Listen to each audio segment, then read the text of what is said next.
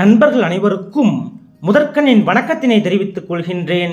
இன்றைய பதிவில் திருவண்ணாமலை அருணாச்சலேஸ்வரர் ஆலயம் குறித்து நாம் அறிந்து கொள்ளவிருக்கின்றோம்.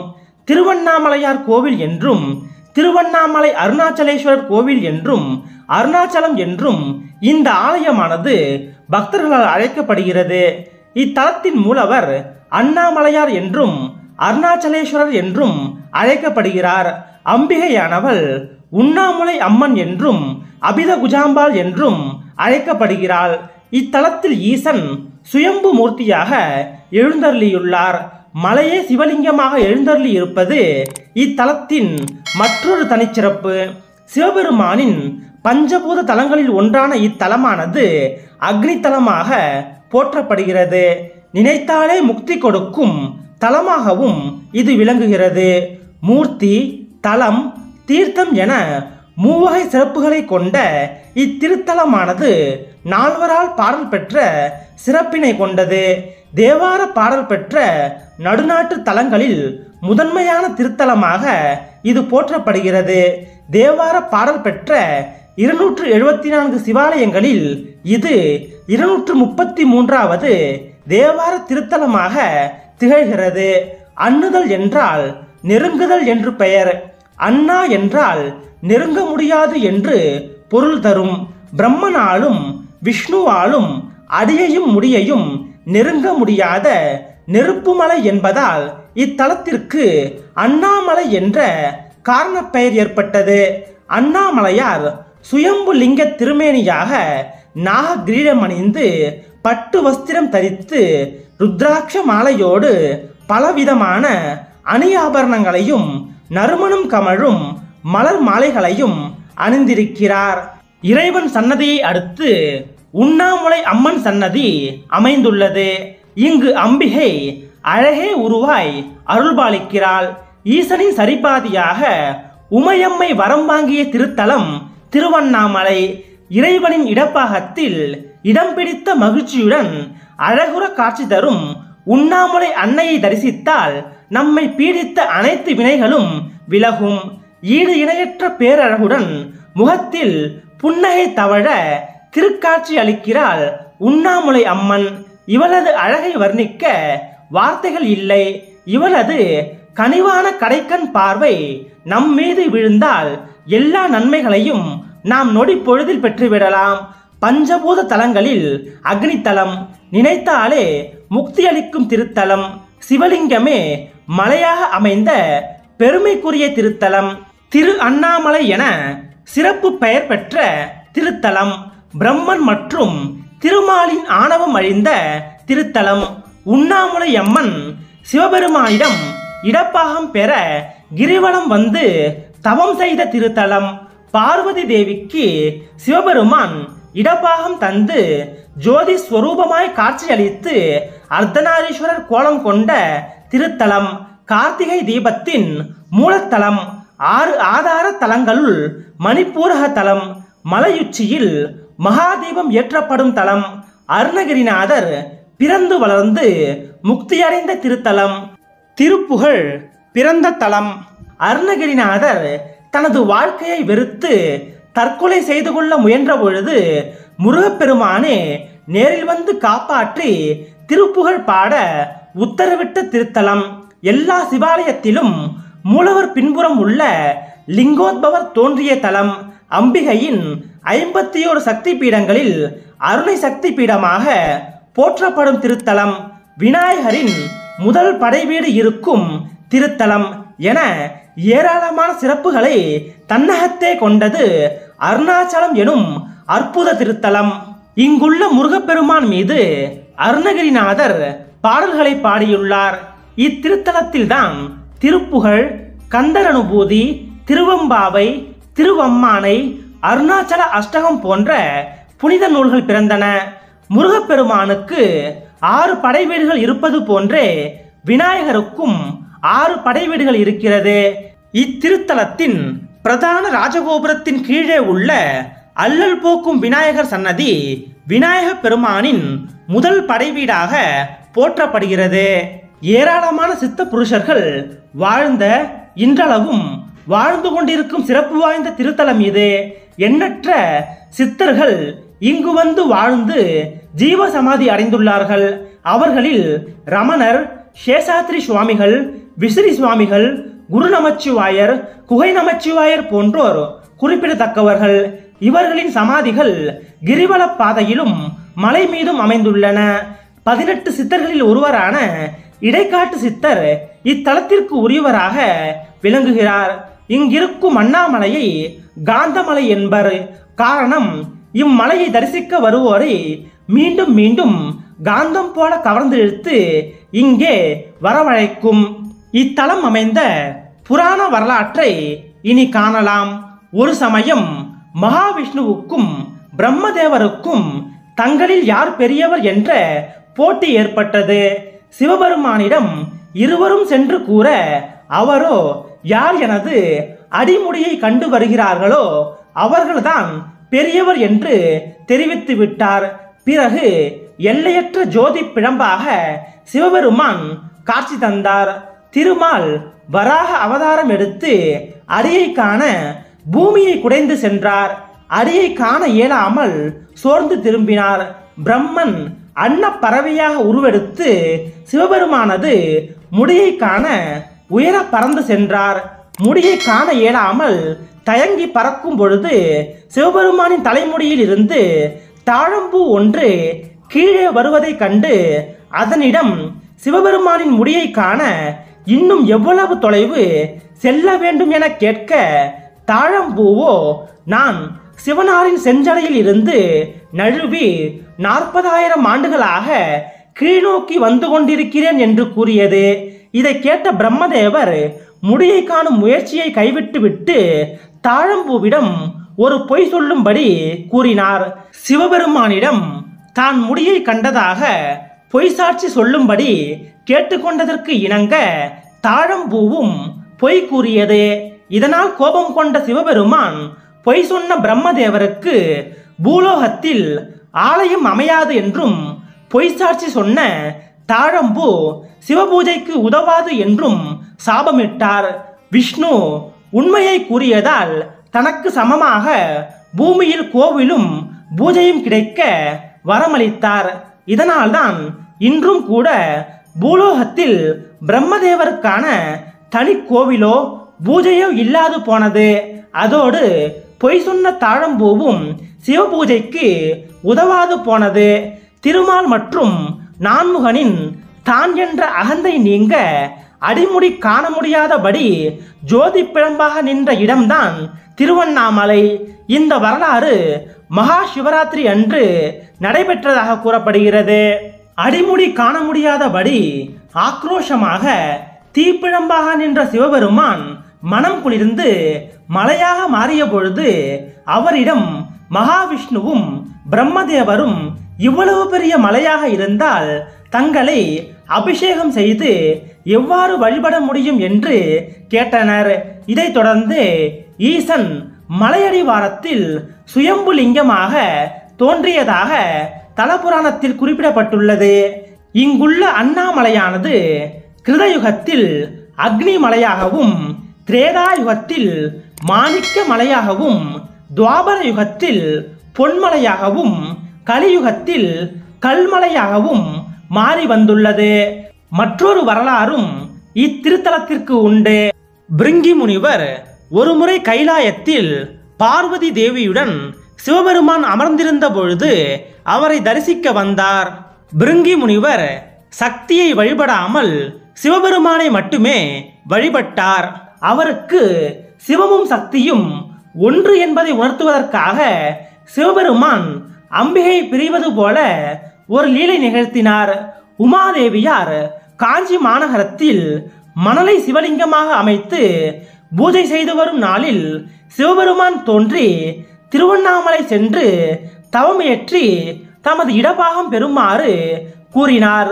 சிவபெருமானின் கட்டளைப்படி பார்வதி தேவியார் திருவண்ணாமலைக்கு வந்து தவம் செய்தால் கார்த்திகை மாதத்தில் பௌர்ணமியும் கிருத்திகையும் சேரும் நாளில் மலை மீது பிரகாசமான ஒளியாக சிவபெருமான் அம்பாளுக்கு காட்சி கொடுத்தார்.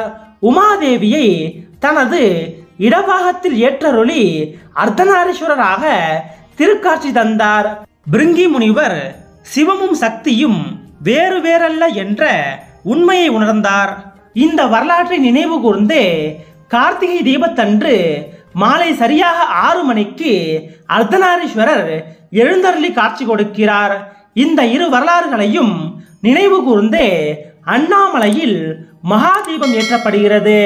சிவபெருமான் கார்த்திகை மாத கிருத்திகை நட்சத்திரத்தில் திருமால் பிரம்மா ஆகிய இருவருக்கும் அக்னி வடிவில் காட்சி தந்தார். இந்நாளிலேயே தீபத் திருநாள் கொண்டாடப்படுகிறது. அன்று அதிகாலையில் அண்ணாமலையார் சன்னதியில் ஒரு தீபம் ஏற்றி அதன் மூலம் மேலும் 5 தீபங்கள் ஏற்றி பூஜிப்பர்.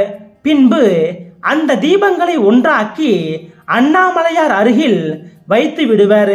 இதனை ஏகன் அநேகனாகி அநேகன் ஏகனாகுதல் தத்துவம் என்கிறார்கள். பரம்பொருளான சிவபெருமானே பல வடிவங்களாக அருளுகிறார் என்பதே இந்நிகழ்ச்சியின் உட்கருத்தாகும். பின்பு இந்த தீபத்தை மலைக்கு கொண்டு சென்று விடுவர்.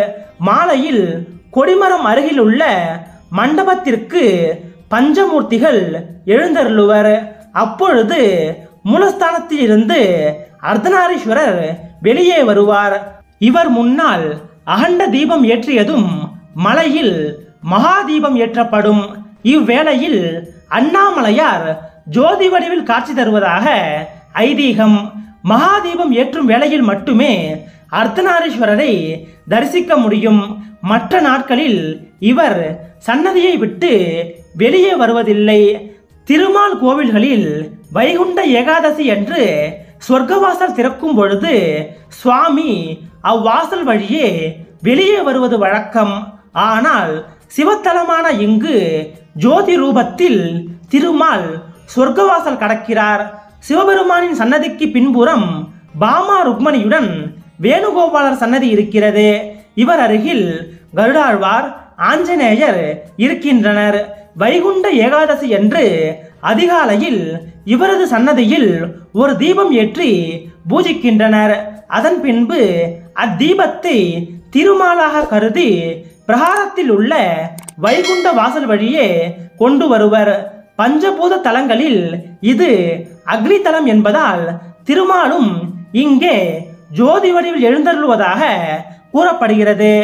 அண்ணாமலையார் திருக்கோவில் முற்கால சோழ அரசர்கள் காலத்தில் கட்டப்பட்டு பிற்கால சோழர்கள், ஹொய்சால அரசர்கள், விஜயநகர நாயக்க அரசர்கள் காலத்தில் விரிவுபடுத்தப்பட்டு கட்டப்பட்டிருக்கிறது.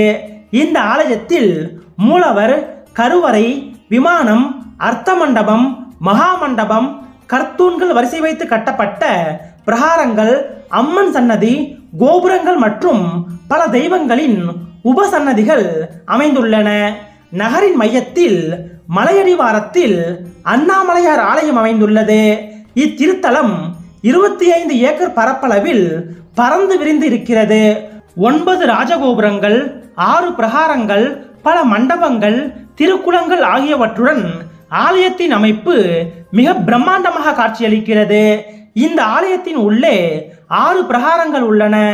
142 சன்னதிகள், 22 விநாயகர்கள், 43 செப்பு சிலைகள் உள்ளன. அதோடு 306 மண்டபங்கள், 1000 தூண்களை கொண்ட 1000 மண்டபம், கல்யாண மண்டபம், அண்ணாமலையார் பாத மண்டபம், தீபதரிசன மண்டபம் போன்றவையும் உள்ளன. 5வது பிரகாரத்தில் உள்ள 1000 மண்டபம், சிவகங்கா திருக்குளம் இவையாவும் மன்னர் கிருஷ்ணதேவராயரால் அர்ப்பணிக்கப்பட்டவை. இங்கிருக்கும் மண்டபம் திருவாதிரை நட்சத்திரம் தோன்றும் நாள் அன்று திருமஞ்சனம் நடைபெறுவதற்காக உபயோகிக்கப்படுகிறது. ஆயிரக்கணக்கான பக்தர்கள் அருணாச்சலேஸ்வரரை சேவிக்க இந்த மண்டபத்தில் கூடுவார்கள். இந்த மண்டபத்தின் கீழே பாதாள லிங்கத்தின் அறை உள்ளது. இந்த இடத்தில்தான் ரமண மகரிஷி தியானத்தில் அமர்ந்திருந்தார். சிவகங்கை தீர்த்தம் மற்றும் பிரம்ம தீர்த்தம் என்ற 2 பெரிய தீர்த்த குளங்களும் ஆலயத்தின் உள்ளேயே அமைந்துள்ளன. பிரம்ம தீர்த்த திருக்குளம் திருக்கோவிலின் உட்புறம் 4ஆம் பிரகாரத்தில் புரவி மண்டபத்திற்கு எதிரில் அமைந்துள்ளது. திருவிழா காலங்களில் இங்கு தீர்த்தவாரி நடைபெறுகிறது. கார்த்திகை மாதம் கார்த்திகை தீபத் திருவிழாவின் 10வது நாள் சுப்பிரமணிய சுவாமி தீர்த்தவாரி நடைபெறுகிறது. சந்திர கிரகணமோ அல்லது சூரிய கிரகணமோ ஏற்படும் சமயங்களில் அஸ்திரதேவர் தீர்த்தவாரி இங்கு நடைபெறுகிறது. சிவகங்கை தீர்த்த குளம் திருக்கோவிலின் பெரிய நந்தி அருகே அமைந்துள்ளது. இங்கும் திருவிழா காலங்களில் தீர்த்தவாரி கொண்டாடப்படுகிறது. ஆடி மாதம் ஆடிப்பூரம் அன்று நடைபெறும் 10ஆம் நாள் திருவிழா அன்று வளைகாப்பு நிகழ்ச்சிக்கு முன்பு இங்கு தீர்த்தவாரி நடைபெறுகிறது. அண்ணாமலையார் திருக்கோவிலில் 9 கோபுரங்கள் உள்ளன. அவை கிழக்கு ராஜகோபுரம், பேகோபுரம், அம்மணியம்மாள் கோபுரம், திருமஞ்சன கோபுரம், கிளி கோபுரம், வல்லாள மகாராஜா கோபுரம், தெற்கு கட்டை கோபுரம், வடக்கு கட்டை கோபுரம், மேற்கு கட்டை கோபுரம் என்ற பெயர்களில் அழைக்கப்படுகின்றன. கிழக்கு ராஜகோபுரம் 217 அடி உயரம் கொண்டது. வீரவல்லாள மகாராஜா கோபுரம், கிளி கோபுரம் 81 அடி உயரம் கொண்டது. தெற்கே திருமஞ்சன கோபுரம் 157 அடி உயரம் கொண்டது. தெற்கு கட்டை கோபுரம் 70 அடி உயரம் கொண்டது. மேற்கே பே கோபுரம் 160 அடி உயரம் கொண்டது. மேற்கு கட்டை கோபுரம் 70 அடி உயரம் கொண்டது. வடக்கே அம்மணி அம்மாள் கோபுரம் 171 அடி உயரம் கொண்டது. வடக்கு கட்டை கோபுரம் 45 அடி உயரம் கொண்டது. சில முக்கியமான கோபுரங்கள் மற்றும் அதன் சிறப்புகளை காணலாம். இத்திருக்கோவிலின் பிரதான நுழைவாயிலாக அமைந்துள்ள கிழக்கு ராஜகோபுரம் 13 நிலைகளோடு 217 அடி உயரத்தை கொண்டிருக்கிறது. உலகில் உள்ள ஹிந்து கோவில் கோபுரங்களின் வரிசையில் இது 3வது உயரமான கோபுரம் என்ற பெருமையினை பெற்றிருக்கிறது. கிழக்கு ராஜகோபுரம் 15ஆம் நூற்றாண்டில் கட்டப்பட்டிருக்கிறது. இந்த ராஜகோபுரத்திற்கான பணியை கிபி 1513இல் கிருஷ்ணதேவராயர் தான் தொடங்கினார். 1529இல் கிருஷ்ணதேவராயரின் ஆட்சி நிறைவு பெற்றதை தொடர்ந்து விஜயநகர பேரரசின் தஞ்சை நாயக்க மன்னர் செவ்வப்ப நாயக்கரால் கிழக்கு ராஜகோபுரம் கிபி 1590இல் கட்டி முடிக்கப்பட்டது. 13ஆம் நூற்றாண்டில் வல்லாள மகாராஜா கோபுரம் கட்டப்பட்டது. கிபி 1318ஆம் ஆண்டு துவங்கி 1340ஆம் ஆண்டு வரை இந்த கோபுரத்திற்கான கட்டுமான பணிகள் நடைபெற்றுள்ளதாக கல்வெட்டு குறிப்புகள் கூறுகின்றன. இதனை கட்டியவர் வீரவல்லாள மகாராஜா. கிழக்கு ராஜகோபுரத்தை தாண்டியதும் வருவது இந்த கோபுரம்தான். கீழ்ப்பகுதி தூண் ஒன்றில் வல்லாள மகாராஜாவின் சிற்பம் கைகூப்பிய நிலையில் இருப்பதை காணலாம். இந்த மன்னருக்கு பிள்ளைகள் இல்லை. இதனால் மனம் வருந்திய மன்னனின் கனவில் சிவபெருமான் தானே மகனாக இருந்து அனைத்து காரியங்களையும் செய்வதாக வாக்களித்தார். அதன்படியே வல்லாள மகாராஜா இறந்த வேளையில் அவருக்கு சிவபெருமானே இறுதி சடங்குகளை செய்ததாக கூறப்படுகிறது. இன்றும் கூட மாசி மாதம் நடைபெறும் மாசி மகத்தன்று வல்லாள மகாராஜாவிற்கு அண்ணாமலையார் திதி கொடுக்கும் வைபவம் நடைபெற்று வருகிறது. 15ஆம் நூற்றாண்டில் அம்மணியம்மாள் கோபுரம் கட்டப்பட்டிருக்கிறது. இந்த கோபுரத்தின் கல்காரம் மட்டும் கிருஷ்ணதேவராயரால் கட்டப்பட்டிருக்கிறது. பின்னர் அம்மணியம்மாள் என்ற சிவபக்தையினால் முழுமையான கோபுரம் கட்டி முடிக்கப்பட்டது. 10ஆம் நூற்றாண்டில் கிளி கோபுரம் கட்டப்பட்டிருக்கிறது. திருவண்ணாமலை கோவிலில் உள்ள கோபுரங்களிலேயே மிகவும் பழமையானதாக கிளி கோபுரம் கருதப்படுகிறது. இதனை 1063ஆம் ஆண்டு சோழ பேரரசர் வீரராஜேந்திர சோழன் கட்டியுள்ளார். சுமார் 81 அடி உயரம் கொண்ட இந்த கோபுரம் வல்லாள மகாராஜா கோபுரத்திற்கு அடுத்தபடியாக இருக்கிறது. முருகப்பெருமானின் திருப்புகழை பாடிய அருணகிரிநாதர் பிறந்த திருத்தலம் இது. இப்பகுதியை ஆண்ட மன்னனுக்கு ஏற்பட்ட நோயை தீர்க்க தேவலோகத்தில் உள்ள மலர் தேவை என்றும் அதை கொண்டு வர அருணகிரிநாதரால் மட்டும்தான் முடியும் என்றும் மன்னனின் ஆலோசகராக இருந்த சம்பந்தாண்டான் கூறினார். இதனை நம்பி கூடுவிட்டு கூடுபாயும் வித்தையினால் தன்னுடைய ஆன்மாவை இறந்து போன ஒரு கிளியின் உடலுக்குள் செலுத்தி தேவலோகம் சென்றிருந்தார் அருணகிரிநாதர். இந்த நேரத்தை பயன்படுத்தி அருணகிரியார் மீது பொறாமை கொண்டிருந்த சம்பந்தாண்டார் அவரது உடலை எரித்து விட்டார். இதனால் கிளி உருவத்திலேயே அருணகிரிநாதர் இந்த கோபுரத்தில் தங்கினார். இதனால் இக்கோபுரம் கிளி கோபுரம் என்று அழைக்கப்படுகிறது. 15ஆம் நூற்றாண்டில் பே கோபுரம் கட்டப்பட்டுள்ளது. இது கிழக்கு ராஜகோபுரத்திற்கு நேராக மேற்கு பகுதியில் அமைந்துள்ளது. கிழக்கு ராஜகோபுரத்திற்கான பணியை துவங்கிய பொழுது மேற்கு கோபுரத்திற்கான பணியையும் கிபி 1513இல் கிருஷ்ணதேவராயர் தான் துவங்கினார். ஆனால் இதனை தஞ்சை செவ்வப்ப நாயக்கர் என்பவர்தான் கட்டி முடித்தார். திருமஞ்சன கோபுரம் 15ஆம் நூற்றாண்டில் கட்டப்பட்டது. இந்த கோபுரத்தின் கல்காரம் மட்டும் ஸ்ரீகிருஷ்ணதேவராயரால் கட்டப்பட்டது. அதன் பின்னர் முழுமையான கோபுரம் டிபி சூரியநாராயண செட்டியார் என்ற சிவனடியாரால் கட்டி முடிக்கப்பட்டது. அண்ணாமலையார் ஆலயத்தில் அருள்மிகு அண்ணாமலையார் மற்றும் உண்ணாமுலையம்மன் சன்னதிகளை தவிர நூற்றுக்கணக்கான உபசன்னதிகள் இருக்கின்றன. இவற்றில் முக்கியமான சில சன்னதிகள் குறித்து அறிந்து கொள்ளலாம்.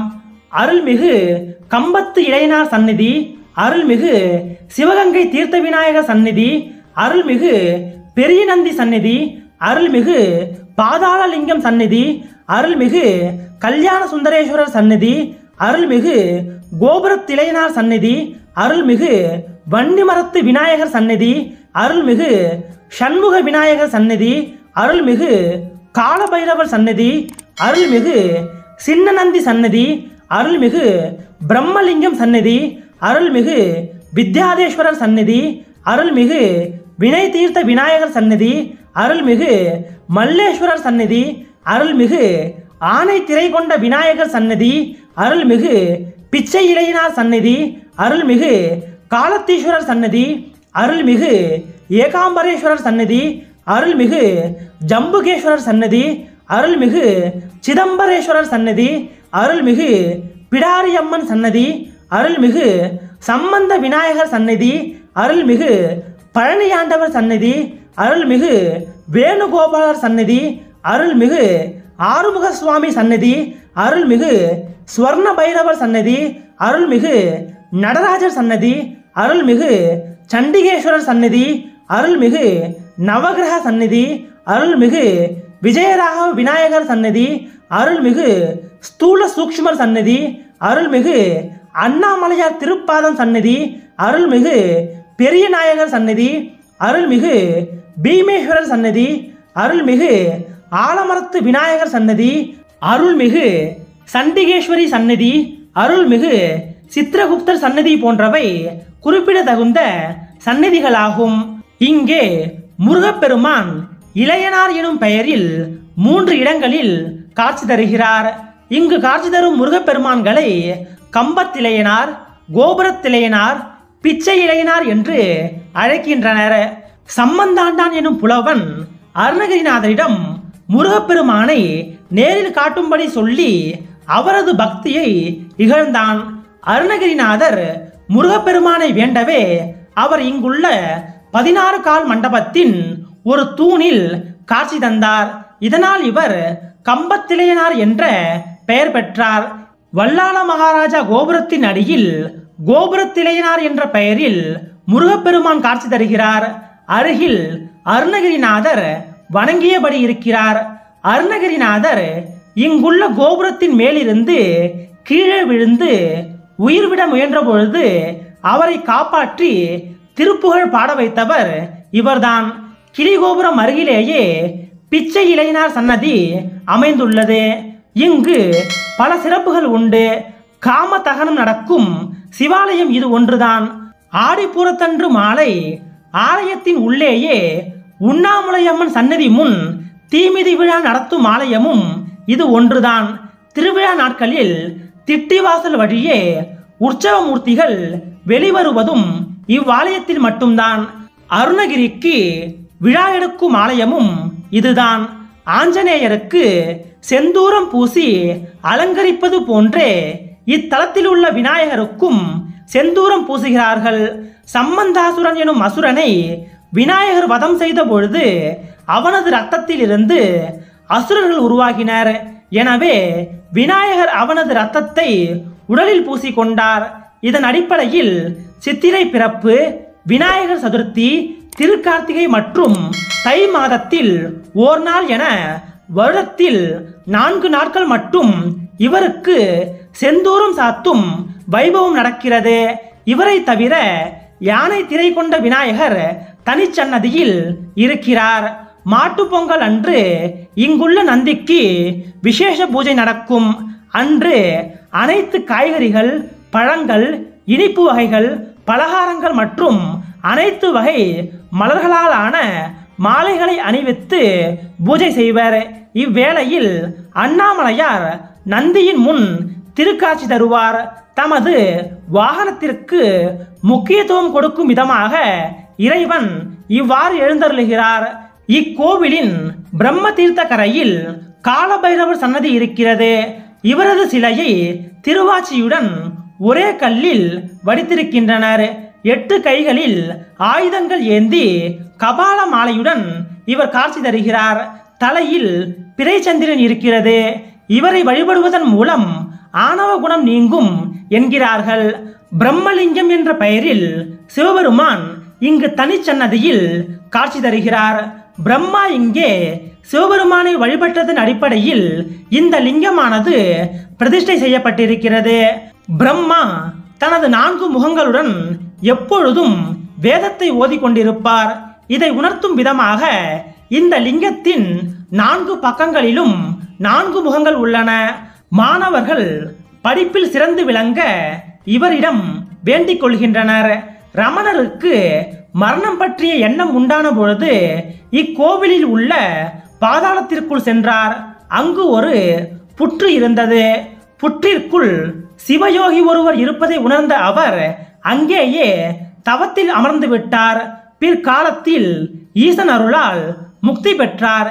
இந்த இடத்தில் எதிரில் யோக நந்தியுடன் பாதாள லிங்கம் இருக்கிறது. கிரிவல பாதையில் மலைக்கு பின்புறம் நேர் அண்ணாமலையார் தனி கோவிலில் அருளுகிறார். இவ்விரு லிங்க தரிசனமும் விசேஷமானது. மரண பயம் நீங்க இவர்களிடம் வேண்டிக் கொள்ளலாம். அண்ணாமலையார் சன்னதிக்கு பின்புறம் உள்ள பிரகாரத்தில் அருணகிரிநாதர் தனது 2 கால்களையும் மடக்கி யோக நிலையில் காட்சி தருகிறார். இவரை அருணகிரி யோகேசர் என்கிறார்கள். இத்தலத்தின் 3ஆம் பிரகாரத்தில் தல விருட்சமான மகிழ மரம் உள்ளது. இந்த இடத்தில் தென்முக கடவுளாம் தட்சிணாமூர்த்தியும், அடுத்து மகிழ மரத்து விநாயகர் கிழக்கு திசை நோக்கியும் அமர்ந்துள்ளார். அருகிலேயே ஜலகண்டேஸ்வரர் அமர்ந்துள்ளார். இங்கு வரையப்பட்டிருக்கும் வட்டத்தில் நின்று பார்த்தால் 9 கோபுரங்களின் தரிசனத்தை ஒருங்கே பெறலாம். திருவண்ணாமலையார் திருக்கோவிலில் அண்ணாமலையார் பாதம் அமைந்துள்ளது. கோவிலுக்கு உள்ளே பேகோபுரத்துக்கு வலதுபுறத்தில் அண்ணாமலையார் பாதம் அமைந்துள்ளது. அடிமுடி காண முடியாத பரம்பொருளின் பாத தரிசனம் காண வேண்டி அடியார்களும் அருளாளர்களும் மேற்கொண்ட கடும் தவத்தின் பயனாக விஸ்வரூப மூர்த்தியாக அண்ணாமலையார் எழுந்தருளிய இடத்தில் அமைந்துள்ளதே அண்ணாமலையார் திருப்பாதம். அண்ணாமலையார் பாதம் தனி சன்னதியாக அமைந்துள்ளது.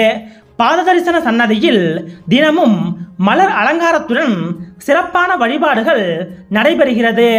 பாதத்தை சுற்றியுள்ள தூண்களில் விநாயகர், முருகர், கோதண்டராமர், சக்தி தேவியின் திருவடிவங்கள் காட்சி தருகின்றன. மேலும் மலை உச்சியிலும் அண்ணாமலையாரின் திருப்பாதம் அமைந்திருக்கிறது. தீபம் ஏற்றப்படும் மலையின் உச்சியில் வலதுபுறத்தில் அண்ணாமலையாரின் பாத தரிசனத்தை நாம் பெறலாம். திருஞான சம்பந்தர், திருநாவுக்கரசர், சுந்தரர் முதலானோர் அண்ணாமலையாரை தரிசித்து பதிகங்கள் பாடியுள்ளனர். மாணிக்க வாசகர் திருவண்ணாமலைக்கு வந்து பல காலம் தங்கியிருந்து திருவெம்பாவை பாடல்களையும் திருவம்மானை பதிகங்களையும் இயற்றியுள்ளார். கிரிவல பாதையில் அடியண்ணாமலை எனும் இடத்தில் மாணிக்க வாசகருக்கு ஒரு கோவில் இருப்பதை இன்றும் நாம் காணலாம். அருணாச்சலேஸ்வரர் ஆலயத்தின் 4வது பிரகாரத்தில் கோசாலை ஒன்றும் பராமரிக்கப்பட்டு வருகிறது. அருணை நாயகி திருவண்ணாமலையில் வாசம் செய்ய வந்த கதை இது. திருப்புகழ் தந்த அருணகிரிநாதர் மேல் சம்பந்தாண்டான் எனும் மந்திரவாதி வஞ்சம் கொண்டிருந்தான். ஆறுமுகனின் அருளுக்கு பாத்திரமான அருணகிரிநாதர் முருகப்பெருமானின் தரிசனத்தை பெற்றுவிடக்கூடாது என்பதில் அவன் குறியாயிருந்தான். அவன் வழிபட்டு வந்த காளி தேவிதான் அருணை நாயகி. தன் பக்தனின் வேண்டுகோளை ஏற்று முருகப்பெருமானை தன் மடியில் இருத்தி எங்கும் செல்லாமல் பார்த்து கொண்டாள் அருணை நாயகி. இதை தன் ஞான கண்ணால் அறிந்த அருணகிரிநாதர் அன்னையை வசப்படுத்த பாடல்களை பாடினார். பாடல்களினால் அம்பிகை மெய்மறந்திருக்கையில் மடியிறங்கி வந்த முருகப்பெருமான் அருணகிரிநாதருக்கு கம்பத்தில் காட்சி தந்தார். இதனால் கோபமடைந்த சம்பந்தாண்டான் அன்னையை பலவிதமாக நிந்தித்தான். அது முதற் கொண்டு சம்பந்தாண்டானின் வழிபாடுகளை ஏற்காமல் திருவண்ணாமலையிலேயே எழுந்தருளி விட்டாள் அருணை நாயகி. திருவண்ணாமலை கொசமரத் தெருவில் அன்னையின் கோவில் அமைந்துள்ளது. சிறிய கோவில் என்றாலும் அழகே உருவாய் கருவறையில் வீற்றிருக்கிறாள் அருணை நாயகி. அருணாச்சலேஸ்வரர் ஆலயத்தின் மொத்த கட்டமைப்பையும் கட்டி முடிக்க 1000 ஆண்டுகள் ஆகியிருப்பதாக கல்வெட்டு சான்றுகள் மூலம் உறுதிப்படுத்தப்பட்டுள்ளது. அருணாச்சலேஸ்வரர் ஆலயத்தில் நூற்றுக்கணக்கான கல்வெட்டுக்கள் உள்ளன. தமிழ், சமஸ்கிருதம், கன்னடம் ஆகிய மொழிகளில் இந்த கல்வெட்டுக்கள் உள்ளன. திருவண்ணாமலை ஆலயத்தின் சிறப்புகள் மற்றும் ரகசியங்களில் பெரும்பாலானவை இந்த கல்வெட்டுகளில் இருந்துதான் வெளி உலகுக்கு தெரிய வந்தன.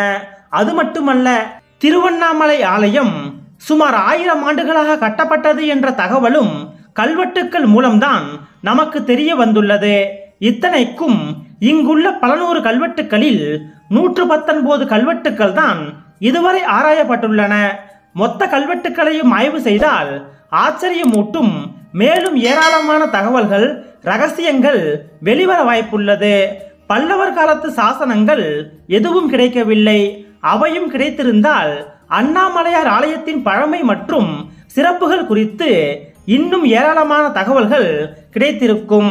இதுவரை ஆராயப்பட்ட 119 கல்வெட்டுகளில் இருந்து திருவண்ணாமலை ஆலயம் முதலில் எப்படி தோன்றியது, எப்படி வளர்ச்சி பெற்றது, யார் யார் எல்லாம் கோவிலை கட்டினார்கள் என்ற உண்மை ஆதாரபூர்வமாக நமக்கு கிடைத்துள்ளது. 1 மற்றும் 2ஆம் நூற்றாண்டுகளில் மகிழ மரத்தடியில் சுயம்பு லிங்கமானது சிறு மண்சுவர் கோவிலில் இருந்தது. 4ஆம் நூற்றாண்டில் கருவறை செங்கல்லால் கட்டப்பட்டது. 5ஆம் நூற்றாண்டில் அது சிறு ஆலயமாக மேம்பட்டது. 6, 7 மற்றும் 8ஆம் நூற்றாண்டுகளில் திருஞான சம்பந்தர், திருநாவுக்கரசர், சுந்தரர், மாணிக்கவாசகர் ஆகிய 4வராலும் அண்ணாமலையார் பாடப்பெற்றார். அப்படி பாடப்பெற்ற போது கூட அண்ணாமலையார் செங்கல் கருவறையில் இருந்ததாக கூறப்படுகிறது. 9ஆம் நூற்றாண்டில் சோழ பேரரசு செல்வாக்கு பெற்ற பொழுது திருவண்ணாமலை ஆலயம் பெரும் மாற்றம் பெற துவங்கியது. கிபி 817ஆம் ஆண்டு 1ஆம் ஆதித்ய சோழ மன்னன் செங்கல் கருவறையை கருங்கல்லாலான கருவறையாக மாற்றி அமைத்தார். பிறகு ஒரு காலகட்டத்தில் அந்த கருவறை மகிழ மரத்தடியில் இருந்து தற்பொழுதைய இடத்திற்கு மாறியது. 10ஆம் நூற்றாண்டில் கருவறையை சுற்றி 1 மற்றும் 2ஆம் பிரகாரங்கள் கட்டப்பட்டன. சோழ மன்னர்களின் வாரிசுகள் தான் இந்த பிரகாரங்களை கட்டினார்கள். அப்பொழுதே திருவண்ணாமலை ஆலயம் விரிவடைய துவங்கியிருந்தது. 11ஆம் நூற்றாண்டில் கம்பீரமாக கோபுரங்கள் எழத் துவங்கின. 1ஆம் ராஜேந்திர சோழன் கொடிமர ரிஷி கோபுரத்தையும் சுற்றுச்சுவர்களையும் கட்டினார். கிபி 1063ஆம் ஆண்டு வீரராஜேந்திர சோழ மன்னரால் கிளி கோபுரம் கட்டப்பட்டது. இதனால் திருவண்ணாமலை ஆலயம் மேலும் கம்பீரம் பெற துவங்கியது. 12ஆம் நூற்றாண்டில் 3ஆம் குலோத்துங்க சோழ மன்னர் உண்ணாமுலை அம்மனுக்கான தனி சன்னதி கட்டினார். 13ஆம் நூற்றாண்டில் சிறு சிறு சன்னதிகள் உருவானது. சோழ மன்னரிடம் குறுநில மன்னராக இருந்த பல்லவராஜா கோப்பெரும் சிங்கன் இந்த சன்னதிகளை கட்டினார். அதோடு ஏராளமான நகைகளையும் திருவண்ணாமலை திருக்கோவிலுக்கு அவர் வாரி வழங்கினார். அருணாச்சலேஸ்வரர் ஆலயத்தின் 2ஆம் பிரகாரம் 63 நாயன்மார்கள் மற்றும் பரிவார தேவதைகளின் சன்னதி 12ஆம் நூற்றாண்டில் திரிபுர சக்கரவர்த்தியால் கட்டப்பட்டிருக்கிறது. கிளி கோபுரம் அருகில் உள்ள தீபதரிசன மண்டபம் மங்கையர்கரசி அம்மையார் என்பவரால் கிபி 1202இல் கட்டப்பட்டது. இதை மங்கையர்கரசி மண்டபம் என்றும் அழைப்பதுண்டு. இங்குதான் கார்த்திகை தீபம் ஏற்றும் முன்பு பஞ்சமூர்த்திகள் எழுந்தருளுவர். 14ஆம் நூற்றாண்டு திருவண்ணாமலை ஆலயத்திற்கு மிக முக்கியமான காலகட்டமாகும். அந்த நூற்றாண்டில்தான் வடக்கு, தெற்கு, மேற்கு ஆகிய பகுதிகளில் கோபுரங்கள் கட்டப்பட்டன.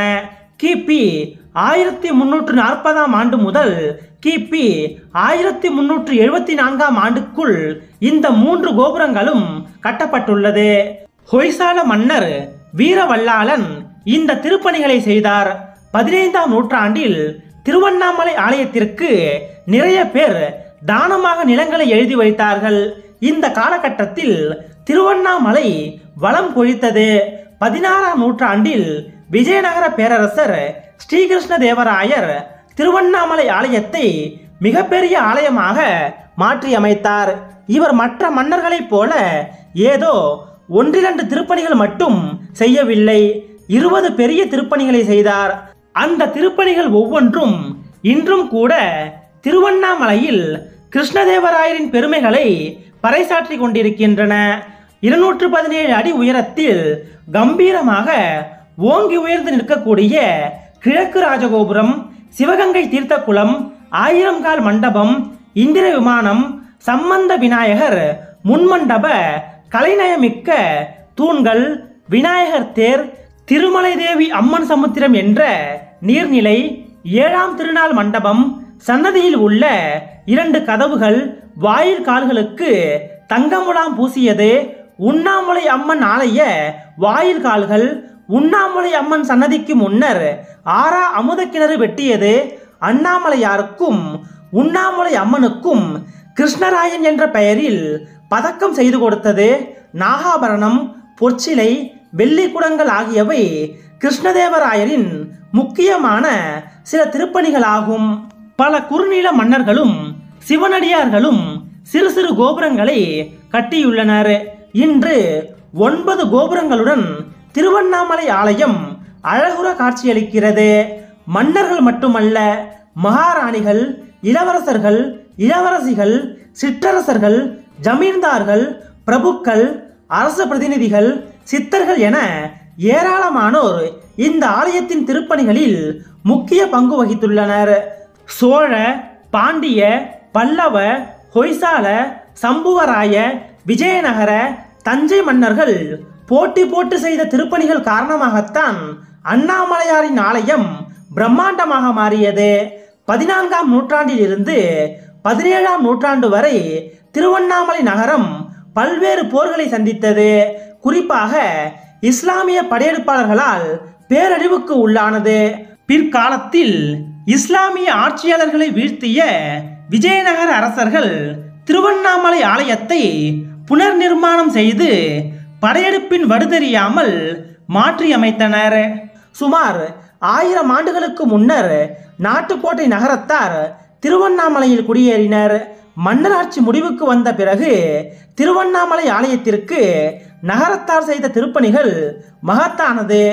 கிபி 1179ஆம் ஆண்டு கட்டப்பட்ட உண்ணாமுலை அம்மன் ஆலயத்தை முழுமையாக அகற்றிவிட்டு புதிய சன்னதியை நாட்டுக்கோட்டை நகரத்தார் தான் கட்டி கொடுத்தனர்.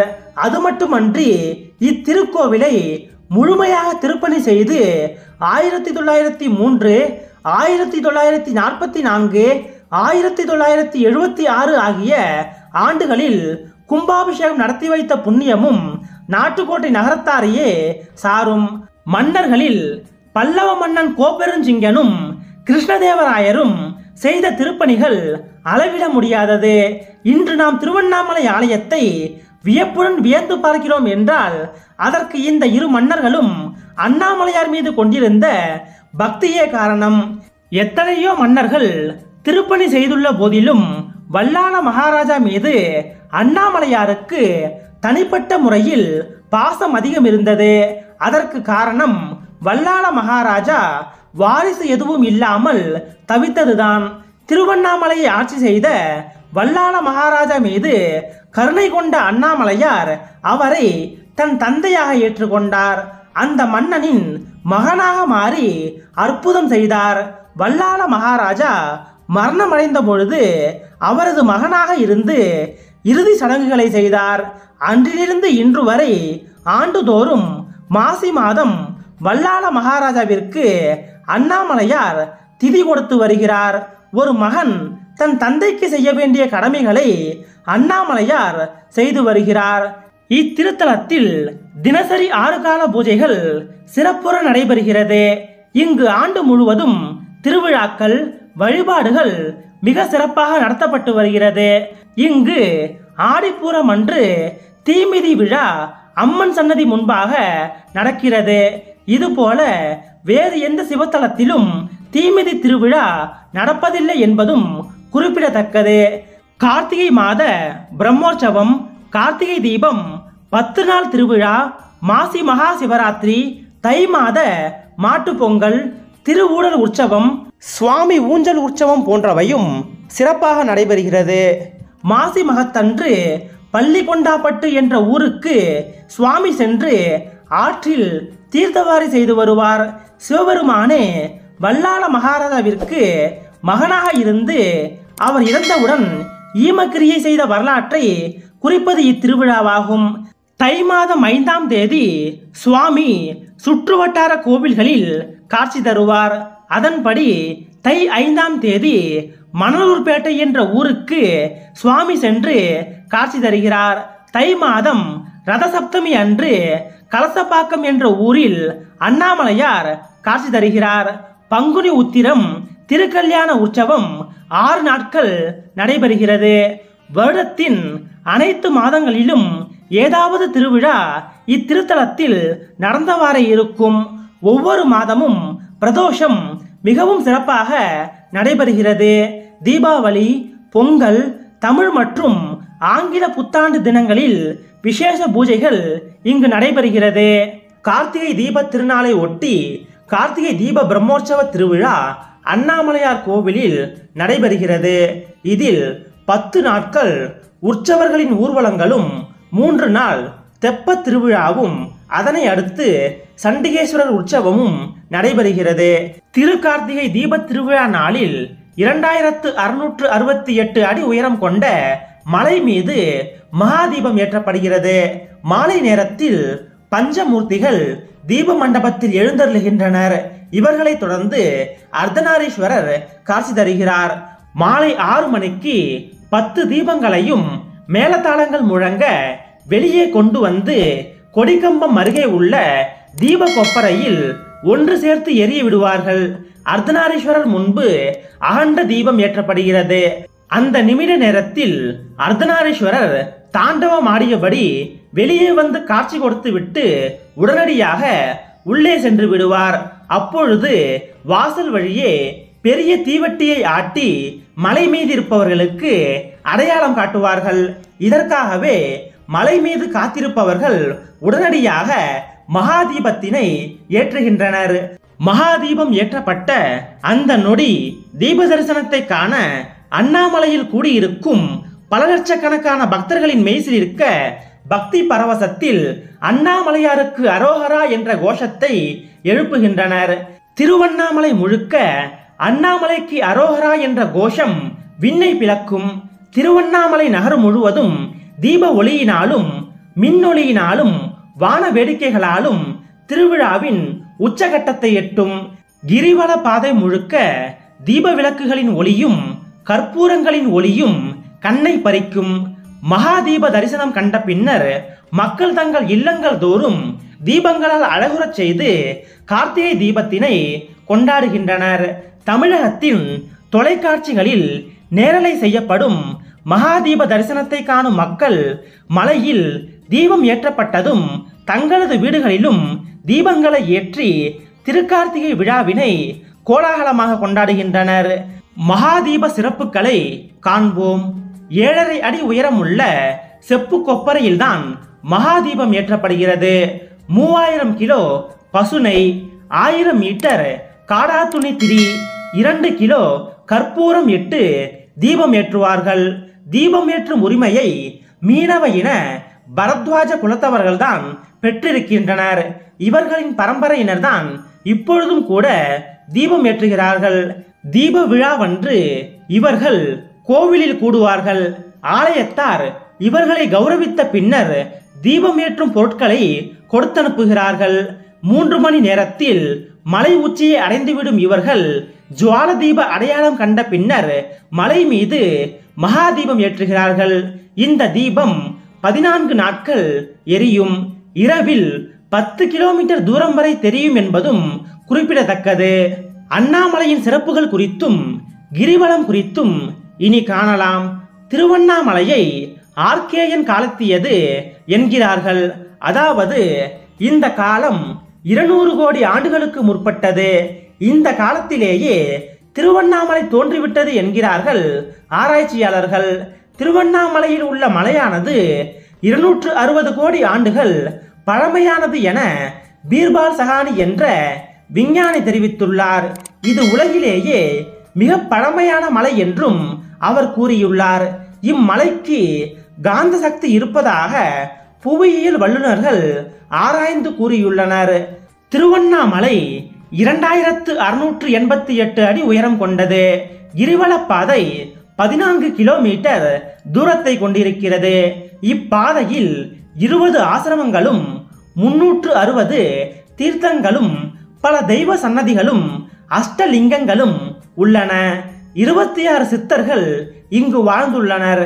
இங்கு அடிக்கு 1008 லிங்கம் அமைந்துள்ளது என்பர். மலையை ஒவ்வொரு இடத்தில் நின்று பார்த்தால் ஒவ்வொரு வகை தரிசனமாக 27 வகை தரிசனத்தை காணலாம். இம்மலையானது யுகங்களின் அழிவுகளிலும் அழியாமல் இருப்பதாக கருதப்படுகிறது.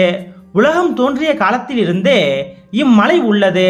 கிருதயுகத்தில் அக்னி மலையாகவும், திரேதாயுகத்தில் மாணிக்க மலையாகவும், துவாபர யுகத்தில் பொன்மலையாகவும் காட்சியளித்த இம்மலையானது கலியுகத்தில் கல்மலையாக காட்சியளிக்கிறது. லிங்கம் இருப்பதால் கைலாயத்திற்கு சிறப்பு. ஆனால் லிங்கமே மலையாக இருப்பது திருவண்ணாமலைக்கு சிறப்பு. இந்த மலையையே சிவலிங்கமாக கருதி சித்தர்கள், ஞானிகள், முனிவர்கள் என எல்லோரும் வழிபட்டுள்ளனர். 8 திக்கிலும் அஷ்டலிங்கங்களை கொண்ட எண்கோண அமைப்பில் திருவண்ணாமலை நகரம் அமைக்கப்பட்டிருக்கிறது. கிரிவல பாதையில் 8 திசைகளுக்கும் திசைக்கு ஒன்றாக ஒவ்வொரு லிங்கம் இருக்கிறது.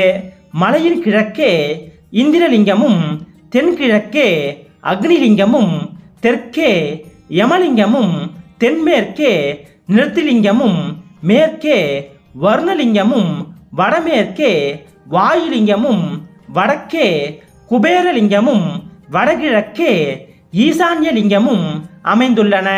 கிரிவலம் வரும்பொழுது இந்த 8 லிங்கங்களையும் வணங்கி செல்ல வேண்டும். இந்த 8 லிங்க தரிசனம் முடிந்தவுடன் கிரிவலமும் முடிந்துவிடும். திருவண்ணாமலையில் மலையே சிவபெருமானாக கருதப்படுகிறார். எனவே திருக்கோயில்களில் இறைவனை வலம் வருவதைப் போல மலையை வலம் வரும் வழக்கம் இங்குள்ளது. மலையை சுற்றி வர 2 வழிகள் உள்ளன. மலையை ஒட்டி செல்லும் வழியானது பாறைகள், முட்கள் மிகுந்த கடின பாதையாக அமைந்துள்ளது. மக்கள் வலம் வரும் கிரிவல பாதையில் அஷ்டலிங்கங்களும், ரமண மகரிஷி, சேஷாத்ரி சுவாமிகள், விசிறிசாமியார் போன்றவரது சமாதிகளும் அமைந்துள்ளன. தேவாரத்தில் புகழப்படும் ஆதி அண்ணாமலை திருக்கோவில் மலை வளப்பாதையில் தான் அமைந்துள்ளது. இந்த மலையின் சுற்றளவு 14 கிலோமீட்டர்.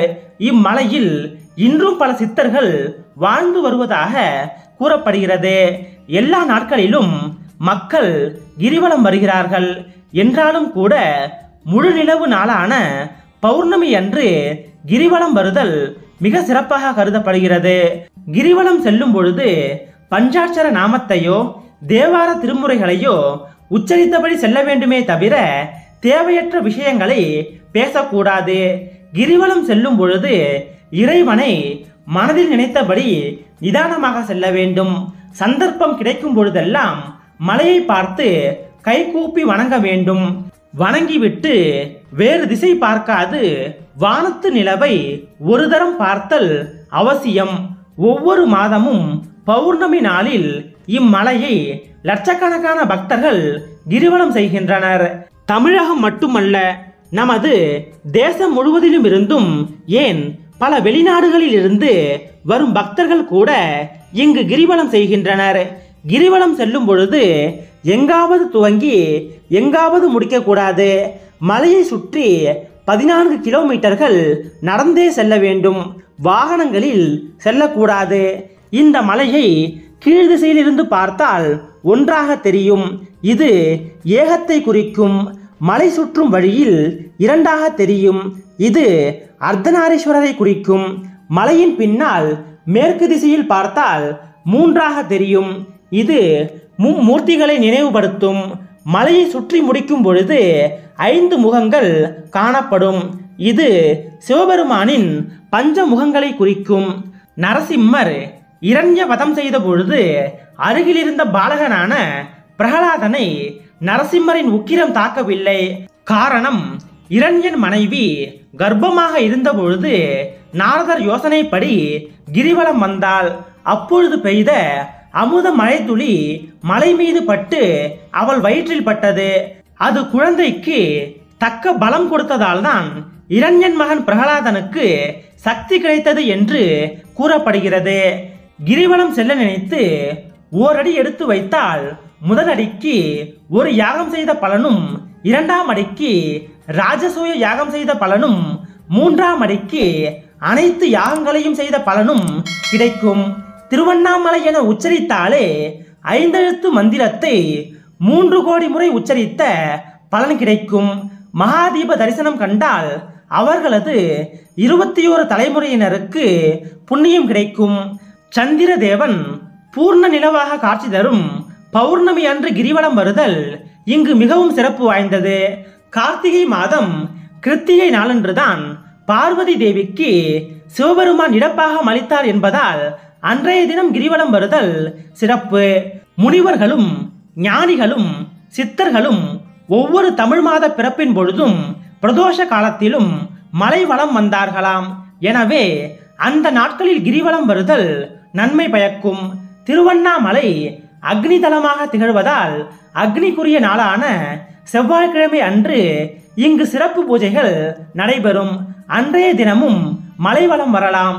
ஞாயிறு அன்று வலம் வந்தால் சிவ பதவிகள் கிடைக்கும் என்றும், திங்களன்று வலம் வந்தால் இந்திர பதவி கிடைக்கும் என்றும், செவ்வாயன்று வலம் வந்தால் கடன் வறுமை நீங்கும் என்றும், தொடர்ந்து வரும் 7 பிறப்புகளையும் நீக்கி சுபிக்ஷம் பெறலாம் என்றும், புதனன்று வலம் வந்தால் கலைகளில் தேர்ச்சியும் முக்தியும் பெறலாம் என்றும், வியாழனன்று வலம் வருவதன் மூலம் ஞானிகளுக்கு ஒப்பான நிலையை அடையலாம் என்றும், வெள்ளியன்று வலம் வந்தால் விஷ்ணுபதம் அடையலாம் என்றும், சனியன்று வலம் வந்தால் நவகிரகங்களை வழிபட்டதன் பலன் கிடைக்கும் என்றும், அமாவாசை என்று வலம் வருவதன் மூலம் மனதில் உள்ள கவலைகள் யாவும் நீங்கி மன நிம்மதி கிடைக்கும் என்றும் கூறப்படுகிறது.